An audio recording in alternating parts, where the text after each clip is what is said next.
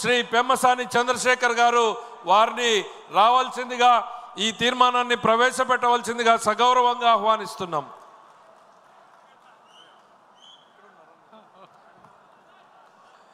Thank you. నడిచొచ్చే రాజకీయ గ్రంథాలయం,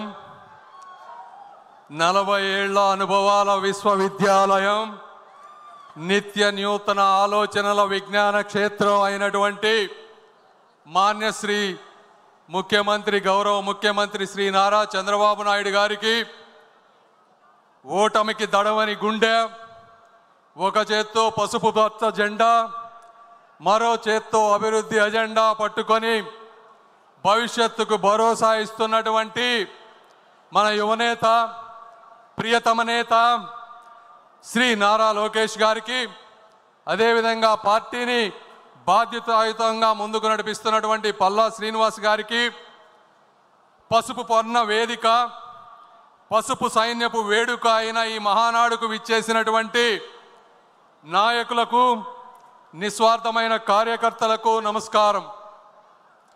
ఈరోజు కడప గడపలో లక్షలాది మంది తెలుగు సైన్యం ఒక చోట కలుసుకుంటున్నారు అంటే, అదేవిధంగా మాలాంటి వాళ్ళు ఎక్కడో ఉన్నా ఈరోజు రాష్ట్రానికి తిరిగి వచ్చి ప్రజాసేవ చేయాలి అని ముందుకు వస్తున్నామంటే దానికి మొట్టమొదటి కారణం మరణం లేని మహానాయకులు, అకుంఠిత దీక్షా దక్షులైనటువంటి అన్న నందమూరి తారక రామారావు గారు.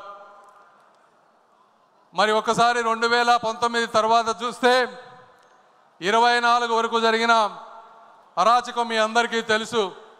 ఎలక్షన్ల ముందు వచ్చినప్పుడు, ఎలక్షన్లు 3-4 నెలల ముందు ఉన్నప్పుడు నాకు కూడా ఎంతోమంది, వందల మంది కార్యకర్తలు, నాయకులు మెసేజ్లు పెట్టేవాళ్ళు, ఫోన్లు చేసేవాళ్ళు. సార్, మనం బీజేపీతో పొత్తులో లేకపోతే అద్భుతంగా గెలుస్తాం, మీరు దయచేసి చంద్రబాబు నాయుడు గారికి చెప్పండి పొత్తు వద్దు అని. అయితే ఆ రోజు నారా చంద్రబాబు నాయుడు గారి దగ్గరికి వెళ్ళి నేను ఒకటే చెప్పాను, సార్, తలలు పగిలినా, రక్తం చిందినా వెనకడుగు వేయని ధైర్యవంతులైనటువంటి కార్యకర్తలు, మాలాంటి నాయకులు మీ అందరికీ వెనుకగా ఉంటాం. మీకున్నటువంటి అపారమైనటువంటి అనుభవంతో మీకు నచ్చిన నిర్ణయం తీసుకోండి అని చెప్పి ఆ రోజు నేను కూడా చెప్పడం అయింది.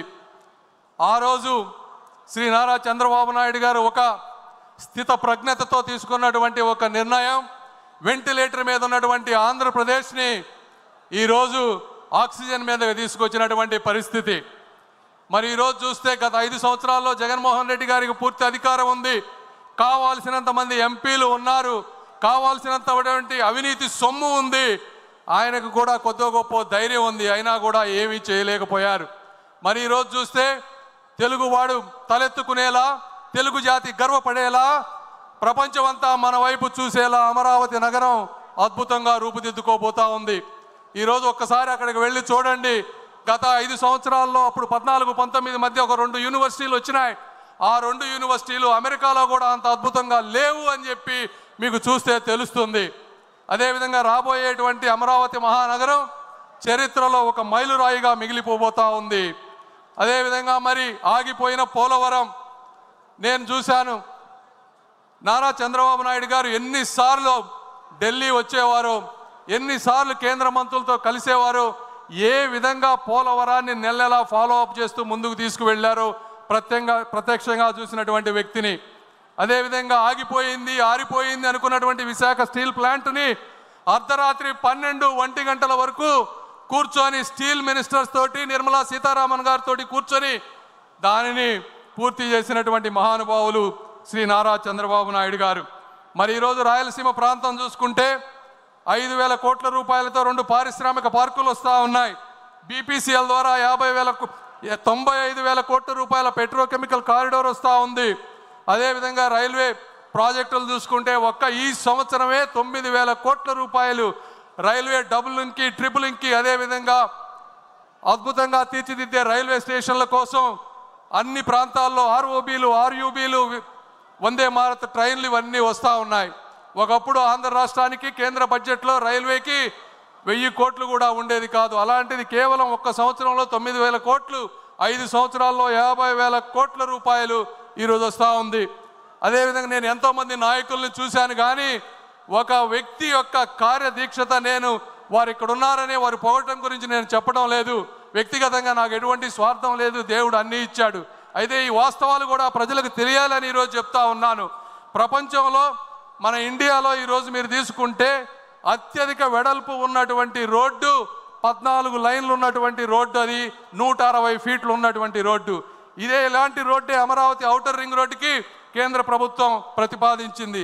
అయితే నారా చంద్రబాబు నాయుడు గారు దాన్ని 230 ఫీట్ల రోడ్డు కావాలని అడిగారు.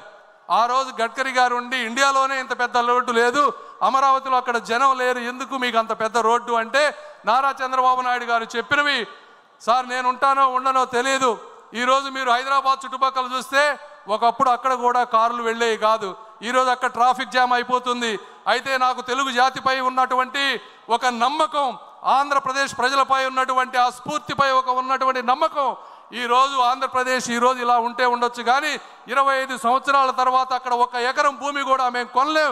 కాబట్టి మీరు ఎట్టి పరిస్థితుల్లో దాన్ని 230 ఫీట్లు చేయండి, దీనికి అవసరమైతే నేను 1000 కోట్ల రూపాయలు మా రాష్ట్రం నుంచి వస్తాను, నేను చూడకపోయినా నా ఆంధ్ర రాష్ట్ర ప్రజలు ఈ రోడ్డుపై అనుభవించాలి అని చెప్పినటువంటి వ్యక్తి, దీనికి నేను ప్రత్యక్ష సాక్షి అని చెప్తా ఉన్నాను. అదేవిధంగా జగన్మోహన్ రెడ్డి గారు గత 5 సంవత్సరాల్లో రాష్ట్రంలో ఉన్నటువంటి అనేక వ్యవస్థలు, స్కీములు అన్నిటినీ కూడా నాశనం చేసినటువంటి వ్యక్తి. 90 స్కీములు ఉన్నాయి, దాదాపుగా 90 స్కీముల్లో 90 స్కీములు కూడా ఒక ఇన్స్టాల్మెంట్ తీసుకొని వాటికి స్టేట్కి మ్యాచింగ్ ఇవ్వాల్సిన డబ్బులు ఇవ్వకుండా ప్రతి వ్యక్తికి, వ్యవస్థకి అన్యాయం చేసినటువంటి వ్యక్తి శ్రీ జగన్మోహన్ రెడ్డి గారు. ఈరోజు చూస్తూ ఉంటే కార్యకర్తలకు కూడా నేను ఒకటి చెప్తా ఉన్నాం, 2014-19 మధ్య ఆ రోజు నారా లోకేష్ గారు పంచాయతీరాజ్ మంత్రిగా ఉన్న రోజు వేసినటువంటి సిమెంట్ రోడ్లే ఈరోజు ఎస్సీ, ఎస్టీ, బీసీ కాలనీలో ఒక అద్భుతంగా ఉన్నాయి. ఒక్కసారి ఊహించుకోండి, గత 5 సంవత్సరాల్లో ఆ సిమెంట్ రోడ్లు వేసి ఉండకపోతే ఒక్క ప్రాంతంలో కూడా తిరగడానికి రోడ్లు ఉండేవి కావు. మళ్ళీ అదేటువంటి అభివృద్ధి ఈరోజు ఎక్కడ చూసినా రాయలసీమ ప్రాంతంలో ప్రతి నియోజకవర్గానికి 20 కోట్ల రూపాయలతో జాతీయ ఉపాధి హామీ పథకం నిధులతో 20 కోట్ల రూపాయలతో ఈరోజు సిమెంట్ వర్కులు జరుగుతూ ఉన్నాయి ప్రతి ప్రాంతంలో. కార్యకర్తలకు 2 ఇబ్బందులు ఉన్నాయి. ఒకటి 14-19 మధ్య చేసినటువంటి కొన్ని నిధులు ఒక 180 కోట్ల రూపాయలు మీకు రావాల్సినవి రావలేదు. దీనికి కారణం ఆ రోజు జగన్మోహన్ రెడ్డి గారు 30% వర్క్స్ తెలుగుదేశం పార్టీ నాయకులవి వీరు పనులు చేసినా చేయలేదు అని చెప్పి సెంట్రల్ గవర్నమెంట్లో కంప్లీట్గా మూసివేస్తే అవి ఈరోజు తెరవలేని పరిస్థితిలో ఉన్నాం. ఆ 180 కోట్లు కూడా తీసుకొచ్చే బాధ్యత మేము తీసుకుంటాం. అయితే కేంద్రం ఏమన్నా ఇస్తుందేమోనని మొదటగా ప్రయత్నం చేస్తున్నాం. కేంద్రం ఇవ్వని రోజు రాష్ట్ర ప్రభుత్వం ఆ 180 కోట్లు ఇస్తుంది. అదేవిధంగా ఈరోజు 2000 కోట్ల రూపాయలు నిధులు మన జాతీయ ఉపాధి హామీలో పెండింగ్ పనులు ఉన్నాయి. నేను ఇక్కడున్నా కూడా నిన్న ఫాలో అప్ చేస్తూ ఉన్నాం. రాత్రే దానికి కన్ఫర్మేషన్ వచ్చింది. ఆ 2000 కోట్ల రూపాయలు కూడా వచ్చే వారం 10 రోజుల్లో మీ అందరికీ వస్తున్నాయని చెప్పి మీ అందరికీ నేను తెలియజేస్తూ ఉన్నా. అదేవిధంగా ఈరోజు ఎక్కడ చూసినా, ఏ పల్లెకు చూసినా ప్రతి వ్యక్తి దాహంతో గొంతెత్తేటువంటి పరిస్థితి. ఈ పరిస్థితిని గుర్తించినటువంటి శ్రీ నరేంద్ర మోదీ గారు అద్భుతమైనటువంటి జల్ జీవన్ మిషన్ని 20,000 కోట్ల రూపాయలతో ఆంధ్రప్రదేశ్కి ఇచ్చారు. అందులో కేంద్ర భాగం 14,000 కోట్లు, రాష్ట్ర భాగం 6,000 కోట్లు. ఇది జగన్మోహన్ రెడ్డి గారి పరిపాలనలో వచ్చింది. అయితే కేవలం జగన్మోహన్ రెడ్డి గారు 2,000 కోట్ల రూపాయలు మాత్రమే ఖర్చు పెట్టి 12,000 కోట్ల రూపాయలు నిరుపయోగంగా చేసి ఈరోజు ప్రతి ఇంటికి నీరు వచ్చే విధాన్ని రాకుండా చేసినటువంటి వ్యక్తి. ఆ స్కీమ్ కూడా ఈ 26కి ఎండ్ అయిపోతుంది. శ్రీ నారా చంద్రబాబు నాయుడు గారు వచ్చే ప్రతి మినిస్ట్రీ జలశక్తి మినిస్టర్తో ఈరోజు మాట్లాడుతూ ఉన్నారంటే ఎందుకు కలుస్తున్నారు అంటే ఆ స్కీమ్ను ఇంకొక 5 సంవత్సరాలు ముందుకు తీసుకువెళ్తే మళ్ళీ మనం ఏదో విధంగా 6,000 కోట్ల రూపాయలు మ్యాచింగ్ చేసి 20,000 కోట్ల రూపాయలతో ప్రతి ఇంటికి ఇక జీవితంలో నీటి సమస్య లేకుండా, నీటి సమస్య లేవటం అంటే కేవలం ఒక బోరు వేసి నీళ్లు వేయటం కాదు. ఎక్కడెక్కడ నదులు ఉన్నాయో తరతరాలు మారినా కూడా నీటి ప్రవాహం తగ్గదో అలాంటి వాటి నుంచి సస్టైనబుల్ వాటర్ నుంచి ఆ ప్రాంతాల నుంచి పైప్ లైన్లు వేసి పేదలకి ఎప్పుడు నీరు సమస్య లేకుండా చేయటంలో ఆయన నిరంతరం కృషి చేస్తూ ఉన్నారు. దానికి కూడా నేను సాక్షి అని మీ అందరికీ తెలియజేస్తా ఉన్నా. ఈరోజు అదేవిధంగా అర్బన్ ప్రాంతాల్లో కూడా నీటి సమస్య ఉంది, పట్టణాలు పెరిగిపోతూ ఉన్నాయి. ఇలాంటి పథకం ఒకటి అమృత్ స్కీమ్ అని సెంట్రల్ గవర్నమెంట్లో ఉంది. సెంట్రల్ గవర్నమెంట్ స్కీమ్కి మళ్ళీ కావాలంటే స్టేట్ గవర్నమెంట్ నుంచి ఒక 50-60% నిధులు కావాలి. ఎందుకంటే అర్బన్లో ఎక్కువ ఇవ్వరు సెంట్రల్ గవర్నమెంట్, రాష్ట్రం దగ్గర డబ్బులు లేవు. అయినప్పటికీ కూడా ఈ అమృత్ స్కీమ్ ద్వారా చంద్రబాబు నాయుడు గారు 9,000 కోట్ల రూపాయలు ఈరోజు ప్రతి మున్సిపాలిటీకి వచ్చే విధంగా చేశారు. మీ అందరికీ నేను ఈరోజు చెప్తా ఉన్నాను, ఆ స్కీముని స్టేట్లో డబ్బులు లేకపోయినా ఏ విధంగా మ్యాచ్ చేసి తీసుకొచ్చారంటే తెలివైన వాడికి కూడా మతిపోయే విధంగా చేసినటువంటి వ్యక్తి శ్రీ నారా చంద్రబాబు నాయుడు గారు. ఇది కూడా వాస్తవం అని మీ అందరికీ నేను తెలియజేస్తా ఉన్నా. అదేవిధంగా ఇవన్నీ జగన్మోహన్ రెడ్డి గారు 24 గంటలు మైనారిటీలు, నా ఎస్సీలు, నా ఎస్టీలు, నా బీసీలు అని మాట్లాడుతూ ఉంటారు. ఆయన చేసినటువంటి అన్యాయం మీకు ఒకటి చెప్తా. ఒక స్కీమ్ ఉంది. నేను మా గుంటూరు ప్రాంతంలో మైనారిటీ సోదరులు చాలా ఎక్కువ మంది ఉన్నారు.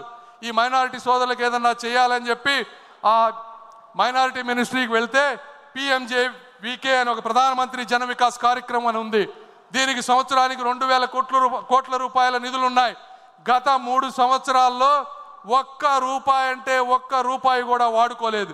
ఎందుకు వాడుకోలేదయా అంటే మనం ఉన్నప్పుడు 500 ప్రాజెక్టులు తీసుకొస్తే కేవలం 55 మాత్రమే కట్టారు. సెంట్రల్ టీము, స్టేట్ టీము వచ్చి వెరిఫై చేస్తే అందులో సగం కట్టలేదు. నిధులన్నీ దుర్వినియోగం అయిపోయినాయి. ఇప్పుడు స్టేట్ వచ్చి చూస్తే అక్కడ మేము ఇచ్చిన డబ్బులకి ప్రాజెక్టులు లేవు అని చెప్తే ఇప్పుడు దాదాపుగా 230 కోట్ల రూపాయలు స్టేట్ గవర్నమెంట్ సెంట్రల్కి పే చేసి ఆ బాకీలు తీర్చి ఆ దొంగ సర్టిఫికెట్లు తీసేస్తే మళ్ళీ 2,000 కోట్ల రూపాయలు వాడుకునేటువంటి పరిస్థితి రాబోతా ఉంది. ఈ విధంగా ప్రతి వ్యక్తికి అన్యాయం చేసినటువంటి మహానుభావుడు శ్రీ జగన్మోహన్ రెడ్డి గారు. మీకు ఆఖరిగా చెప్తా ఉన్నా, ఇవన్నీ ఇప్పటి వరకు ఉన్నటువంటి స్కీమ్స్ మీకు తెలిసినవి. అదేవిధంగా మొన్న వచ్చారు, 7 మంత్రులను కలిశారు. అందులో ఒక ముఖ్యమైనది డిఫెన్స్ క్లస్టర్. డిఫెన్స్ క్లస్టర్కి ఆయన మరి ఫ్లైట్లో రాసుకున్నారో ఎక్కడ రాసుకున్నారో తెలియదు, కానీ రాయలసీమ ప్రాంతాన్ని 5 భాగాలుగా విభజించారు. ఒక చోట మిస్సైల్స్ తయారు చేయాలని, ఒక చోట కమర్షియల్ అదేవిధంగా మిలిటరీ ఎయిర్క్రాఫ్ట్స్ తయారు చేయాలని, ఒక ప్రాంతాన్ని ఈ మందుగుండ్లన్నీ కూడా స్టోరేజ్ చేసుకునే విధంగా చేయాలని, ఒక ప్రాంతాన్ని డ్రోన్ సిటీగా చేయాలని, ఈ విధంగా ఉన్నటువంటి విశాలమైనటువంటి ప్రాంతాన్ని మా దగ్గర 1000 ఎకరాలు ఉన్నాయి, మీరు రండి మీరు అని చెప్పి రాజ్నాథ్ సింగ్ గారి దగ్గర కూర్చొని రాయలసీమ ప్రాంతాన్ని కూడా నిరక్షరాస్యత లేకుండా చేయాలని ఒక కంకణం పట్టుకున్నారు. అది తెలిసిన వ్యక్తి ఈరోజు కర్ణాటకలో వాళ్ళందరూ భయపడేటువంటి పరిస్థితికి వచ్చారు. ఎందుకంటే మీ అందరికీ సార్ మీరు కూడా ఏమనుకోవద్దు, నేను ఈ వాస్తవం ప్రజలకు తెలియాలని చెప్తా ఉన్నాను. ఢిల్లీలో నేను ఒకసారి ఆఫీస్లో ఒక సెక్రటరీలను అడిగా, మా సార్ గురించి మీరు ఏమనుకుంటారు మా చంద్రబాబు నాయుడు గారి గురించి అని అడిగితే వాళ్ళు ఒకటే చెప్పారు, ఒక ప్రాంతంలో వరదలు